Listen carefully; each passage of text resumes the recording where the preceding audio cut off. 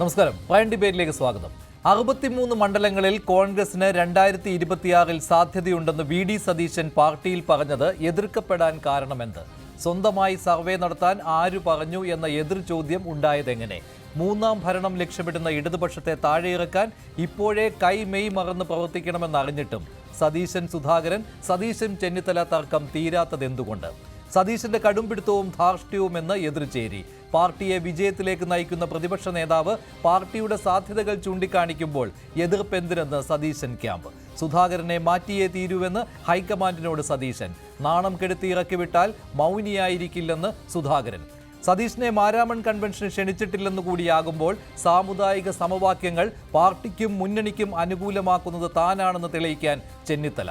ഒന്നിച്ചൊരു വാർത്താ സമ്മേളനം പോലും വിളിക്കാനാവാതെ കോൺഗ്രസിലെ ഉൾപ്പോര് തുടരുന്നതിൽ ഘടകകക്ഷികളുടെ അസംതൃപ്തി.